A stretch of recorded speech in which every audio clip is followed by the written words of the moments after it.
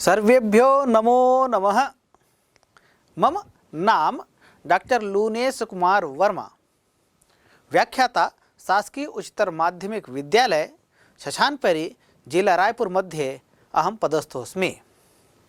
अद्य वयं पठामः दशम्याः कक्षायाः एकादशः पाठः। पाठस्य नाम अस्ति विचित्रः साक्षी। प्यारे बच्चों, आप सभी संस्कृत के विषय में जानते हैं। संस्कृत में विपुल साहित्य है। संस्कृत में जो साहित्य की रचना की गई है वो केवल प्राचीन काल में ही नहीं अपितु आधुनिक काल में भी यह सतत गतिमान है, सतत जारी है। निरंतर इसमें साहित्य की रचना हो रही है। आधुनिक काल में भी बहुत से ग्रंथों की रचना जो है की गई है।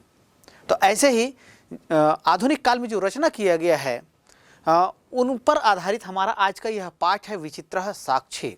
और यह जो पाठ है यह ओम प्रकाश ठाकुर द्वारा रचित एक कथा का संपादित अंश है। इस भाग में हम देखेंगे कि विभिन्न गतिविधियां होती हैं समाज में, जिसके कारण से कई बार हमें न्यायालयीन प्रकरण में भी जाना होता है। जब न्यायालय में कोई प्रकरण जाता है तब वहाँ प्रमाणों के आधार पर निर्णय देना यह न्यायाधीश का कार्य होता है। लेकिन कभी कभी न्यायाधीशों के समक्ष विकट स्थिति उत्पन्न हो जाती है। वह इसलिए कि वे सच्चाई क्या है या सत्य का मार्ग क्या है ये तो जानते हैं, लेकिन उस मार्ग में उन्हें कोई साक्ष्य या कोई प्रमाण नहीं दिखाई देता है। ऐसी स्थिति में विभिन्न प्रकार की युक्तियों का सहारा उन न्यायाधीशों को लेना पड़ता है ताकि उचित न्याय किया जा सके। तो ऐसे ही एक प्रकरण के विषय में हम इस पाठ में अभी अध्ययन करेंगे।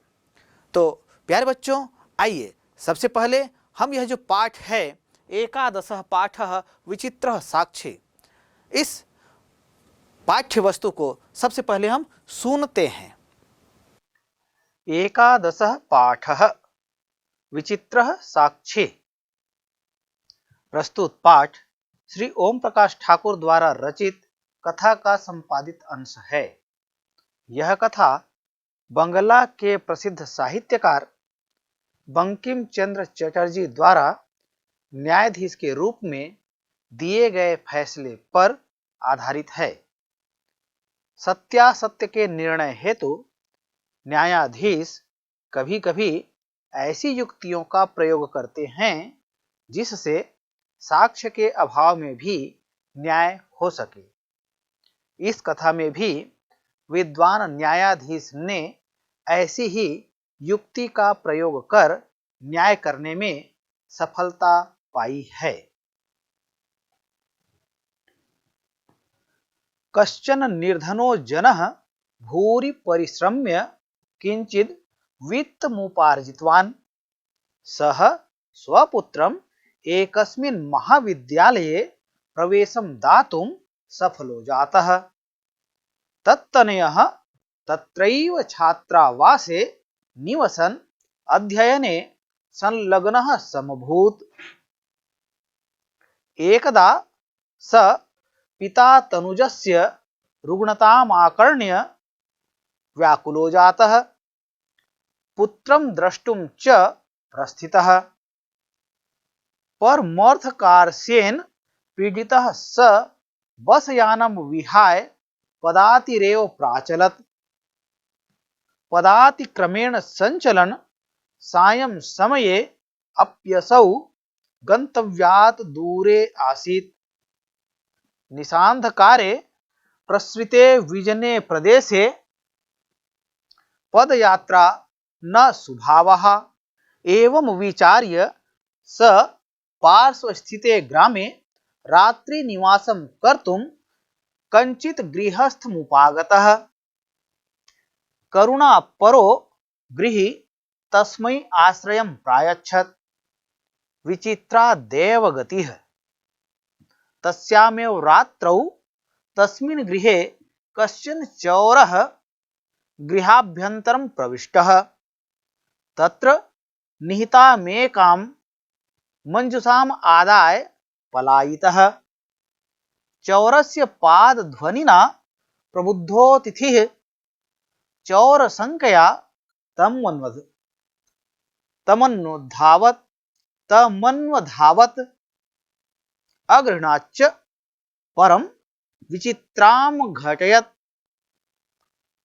परं विचित्रां घटत्। चौरः एव उच्चैः क्रोशितुम् आरभत। चौरोऽयम् इति।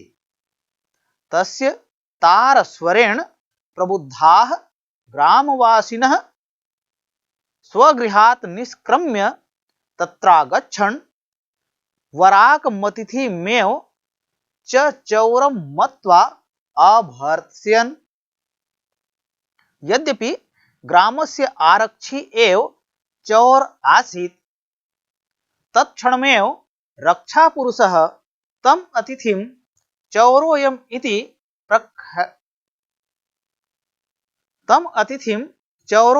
इति प्रख्याप्य कारागृहे प्राक्षिपत्।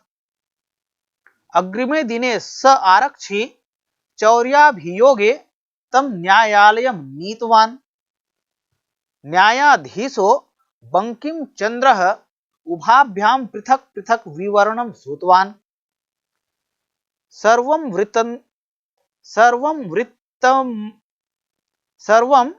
वृत्तमवगत्य स तं निर्दोषम् अमन्यत्। आरक्षिणं च दोषभाजनं, किन्तु प्रमाणाभावात् स निर्णेतुं नाशक्नोत्। ततो तौ अग्रिमे दिने उपस्थातुम् आदिष्टवान्। अन्येद्युः तौ न्यायालये स्वस्वपक्षं पुनः स्थापितवन्तौ। तदा एव कश्चित् तत्रत्यः कर्मचारी समागत्य न्यवेदयत् यत् इतः क्रोशद्वयान्तराले कश्चित् जनः केनापि हतः। तस्य मृतशरीरं राजमार्गं निकषा वर्तते। आदिश्यतां किं करणीयमिति। न्यायाधीशः आरक्षिणम् अभियुक्तं च तं शवं न्यायालये आनेतुमादिष्टवान्। आदेशं प्राप्य उभौ प्राचलताम्। तत्रोपेत्य काष्ठपटले निहितं पटाच्छादितं देहं स्कन्धेन वहन्तौ न्यायाधिकरणं प्रति प्रस्थितौ। आरक्षी सुपुष्टदेह आसीत्। अभियुक्तश्च अतीव कृशकायः। भारवतः शवस्य स्कन्धेन वहनं तत्कृते दुष्करम् आसीत्। स भारवेदनया क्रन्दति स्म। तस्य क्रन्दनं निशम्य मुदित आरक्षी तमुवाच, रेदोष्ट, तस्मिन् दिने त्वया अहं चोरिताया मञ्जुषाया ग्रहणात् वारितः। इदानीं निजकृत्यस्य फलं भुङ्क्ष्व। अस्मिन् चौर्याभियोगे त्वं वर्षत्रयस्य कारादण्डं लप्स्यसे इति प्रोच्य उच्चैः अहसत्। यथा कथञ्चित् उभौ शवमानीय एकस्मिन् चत्वरे स्थापितवन्तौ। न्यायाधीशेन पुनस्तौ घटनायाः विषये वक्तुमादिष्टौ। आरक्षिणी निजपक्षं प्रस्तुतवती। आश्चर्यं घटत्। स शवः प्रावारकं प्रसार्य न्यायाधीशमभिवाद्य निवेदितवान्, मान्यवर, एतेन आरक्षिणा अध्वनि यदुक्तं तद् वर्णयामि। त्वया अहं चोरितायाः मञ्जुषायाः ग्रहणात् वारितः, अतः निजकृत्यस्य फलं भुङ्क्ष्व। अस्मिन् चौर्याभियोगे त्वं वर्षत्रयं कारादण्डं लप्स्यसे इति। न्यायाधीशः आरक्षणे कारादण्डमादिश्य तं जनं ससम्मानं मुक्तवान्। अतएवोच्यते दुष्कराण्यपि कर्माणि मतिवैभवशालिनः नीतिं युक्तिं समालम्ब्य लीलयैव प्रकुर्वते।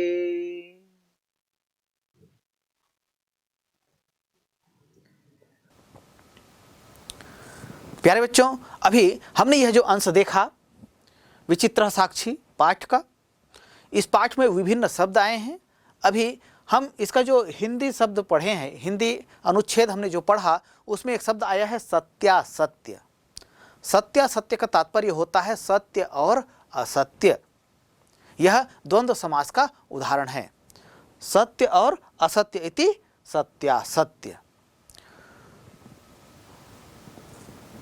प्यारे बच्चों, अब हम आइए, ये जो विचित्र साक्षी पाठ है, इस पाठ के विभिन्न अंशों को समझते हैं और साथ ही साथ व्याकरणिक तत्व जो हैं इन्हें भी समझने का प्रयास करते हैं। अनुच्छेद है कश्चन निर्धनो जनः भूरि परिश्रम्य किंचित वित्तमुपार्जितवान्। कश्चन, कह धन चन इति कश्चन, यहाँ पर विसर्ग संधि का प्रयोग हुआ है। इसी तरह से, और इसका तात्पर्य होता है, कश्चन का तात्पर्य होता है कोई।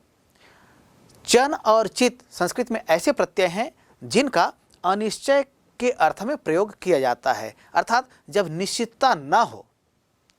जैसे यदि आपको कहना हो कि मैं किसी गांव गया था, तब आप वहाँ पर चन या चित प्रत्यय से युक्त जो प्रश्नवाचक सर्वनाम शब्द हैं इनका आप उपयोग कर सकते हैं। तो ऐसे ही यहाँ पर प्रयोग किया गया है कश्चन।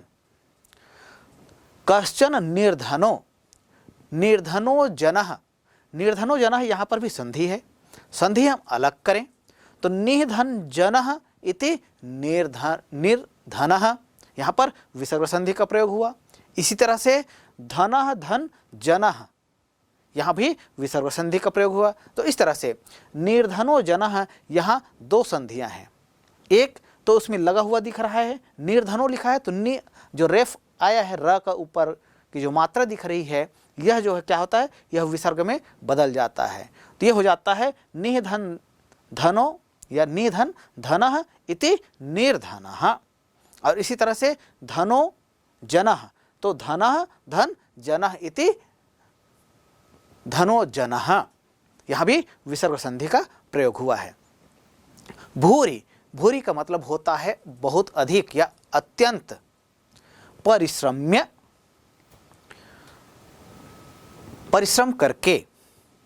किंचित, देखिए एक जगह कश्चन शब्द आया है और यहाँ पर किंचित शब्द का प्रयोग हुआ है। कश्चन क्यों कहा गया है? क्योंकि कश्चन जो है यह विशेषता बताता है किसकी? निर्धन की। तो कश्चन निर्धनो, तो यहाँ विशेषण विशेष्य संबंध भी आपको पूछा जा सकता है। कश्चन निर्धनो, इस पद में विशेषण कौन सा पद है और विशेष्य कौन सा पद है? तो ध्यान दीजिएगा, आप सभी जानते हैं विशेषण और विशेष्य के संदर्भ में जिस व्यक्ति या वस्तु या संज्ञा की विशेषता बताई जाती है वह पद जो होता है वह विशेष्य होता है, और जिस शब्द से उसकी विशेषता बताई जाती है वह शब्द जो है विशेषण होता है। तो कश्चन निर्धनो, यहाँ जो यह जो पद है इसमें कश्चन जो है यह क्या है? यह विशेषण है, और निर्धनो या निर्धनः यह विशेष्य है।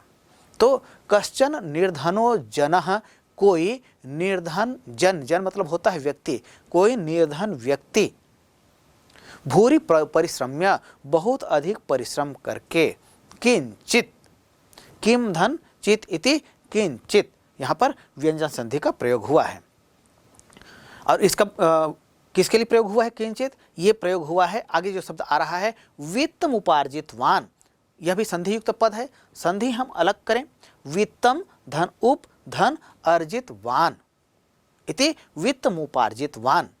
तो वित्तम धन उप, यहाँ पर क्या हुआ, यहाँ पर व्यंजन संधि का प्रयोग हुआ है। उपधन अर्जितवान, यहाँ पर दीर्घ स्वर संधि का प्रयोग हुआ है।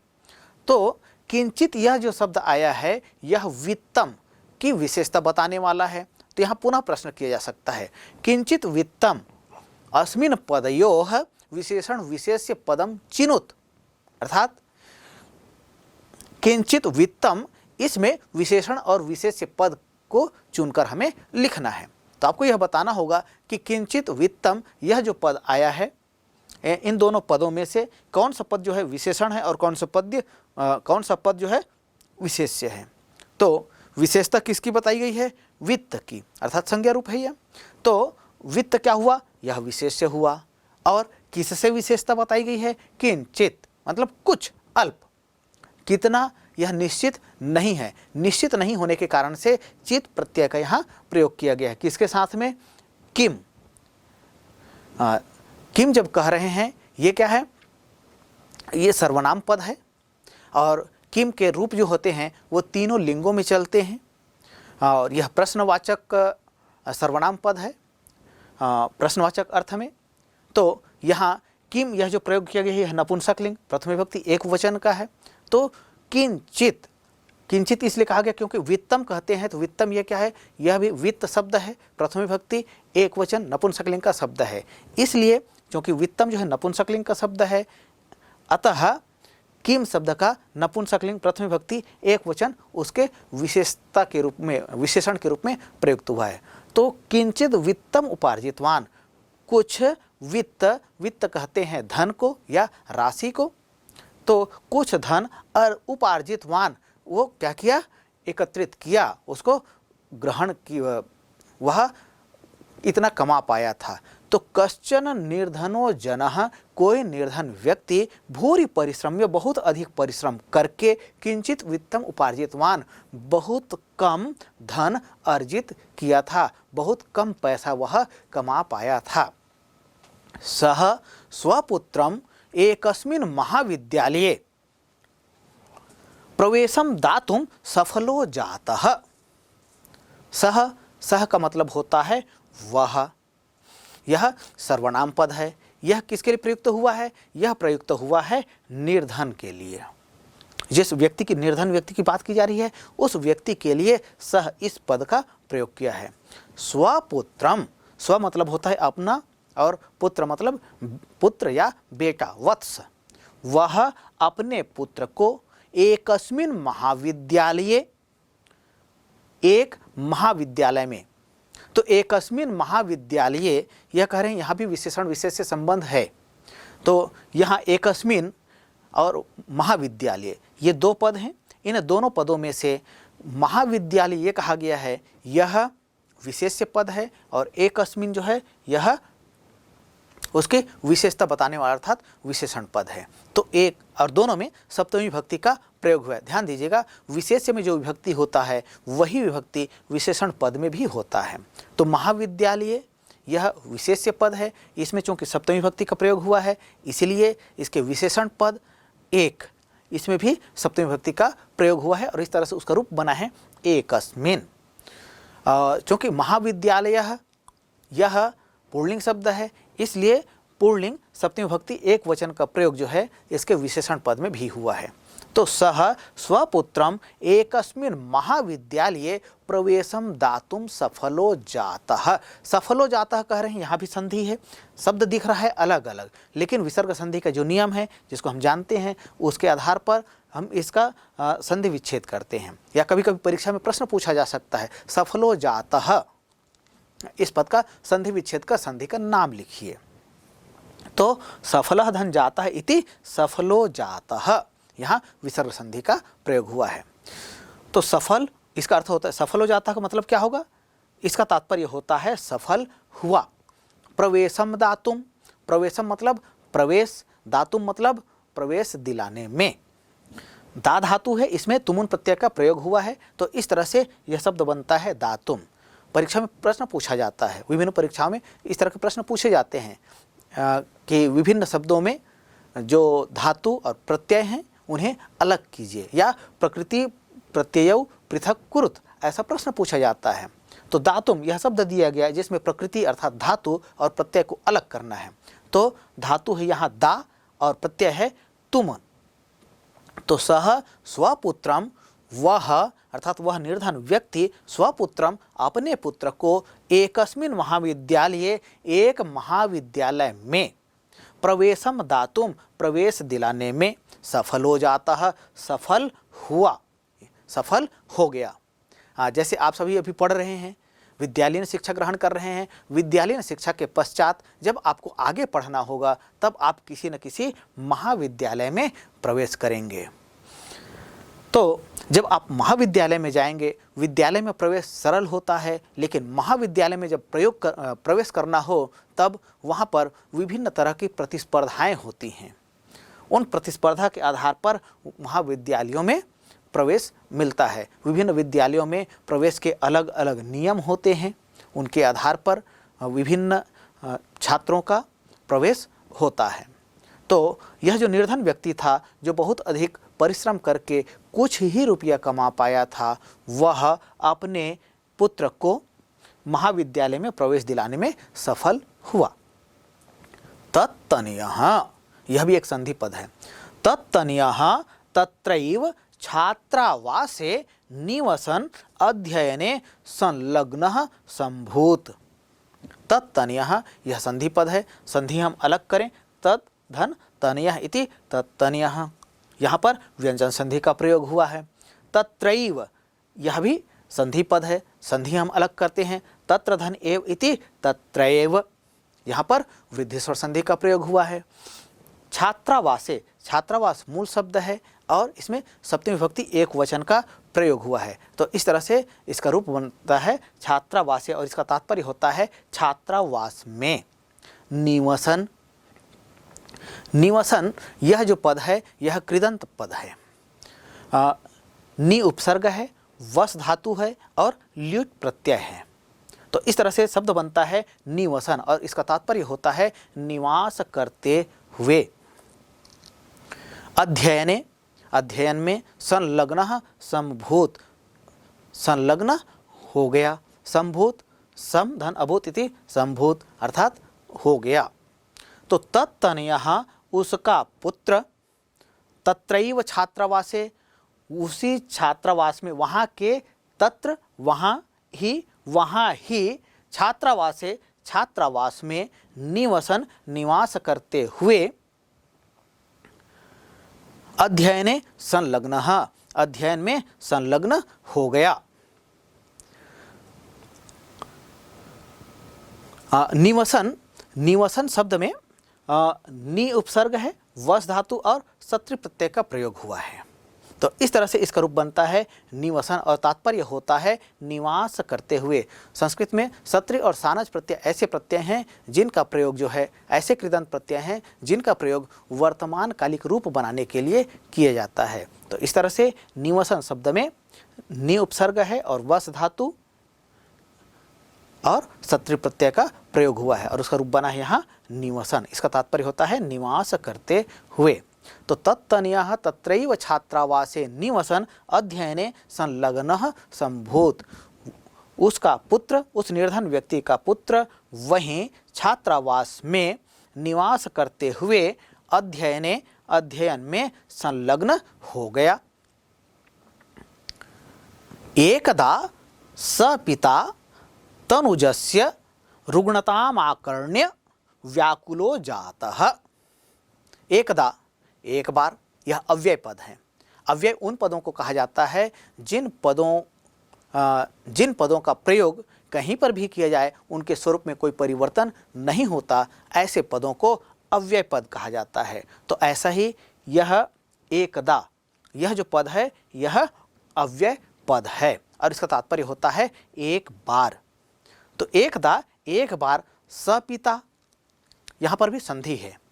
संधि जब हम अलग करते हैं तो स पिता दिख रहा है, तो संधि जब हम अलग करेंगे तो सह धन पिता इति सह पिता ऐसा हो जाएगा। यहाँ पर भी विसर्ग संधि है, लोप विसर्ग संधि है, अर्थात विसर्ग संधि जब होती है तो विसर्ग का लोप हो जाता है। तो यहाँ इसी तरह से विसर्ग का लोप हुआ है। तो एकदा स पिता तनुजस्य, तनुज जो है मूल शब्द है, षष्ठी विभक्ति एक वचन का रूप है। तो तनुज कहते हैं पुत्र को, पुत्र का पर्यायवाची है। तो तनुजस्य पुत्र के रुग्णताम आकर्ण्य, रुग्णताम को अर्थात रोग को, अर्थात उसका पुत्र जो है रोग हो गया, उसे रोग हो गया था, रोगग्रस्त हो गया था, रोगी हो गया था। तो रुग्णताम आकर्ण्य, पुत्र के रोग को आकर्ण्य सुनकर, आकर्ण रुग्णताम आकर्ण्य संधि अलग करें तो रुग्णताम धन आकर्ण्य इति रुग्णताम आकर्ण्य, यहाँ व्यंजन संधि का प्रयोग हुआ। और आकर्ण्य इस शब्द को हम जब अलग करते हैं तब हम देखते हैं आ उपसर्ग है, कर्ण धातु है और ल्यप प्रत्यय है। तो इस तरह से इसका रूप बनता है सुनकर। तो एक बार उसके पिता पुत्र के रुग्णता अवस्था को सुनकर व्याकुलो जातः, व्याकुल हो गए, व्याकुल हो जाता है, यह भी एक संधि पद है। संधि अलग करते हैं तो रूप बनता है व्याकुलः धन जातः इति व्याकुलो जातः, यहाँ विसर्ग संधि है। तो एक बार उनके पिता पुत्र के रोग अवस्था को सुनकर या रोग को सुनकर व्याकुल हो गए। यह स्वाभाविक भी है, जब किसी माता पिता की संतान कहीं दूसरे उनसे भिन्न स्थान पर हों, इस तरह से छात्रावास में रहते हों और वह वहाँ यदि कहीं रोगग्रस्त हो गया, समाचार तो हम लेते रहते हैं ना, तो समाचार जैसे ही पिता को माता को पता चलता है, उनके परिजनों को पता चलता है कि उनकी जो संतान है वो रोगग्रस्त हो गए हैं, रोगी हो गए हैं, तो मन में चिंता होती है, स्वाभाविक होता है। तो ऐसा ही वो जो निर्धन व्यक्ति था वह भी चिंतित हुआ, किस लिए? अपने पुत्र के रोगग्रस्त अवस्था को सुनकर।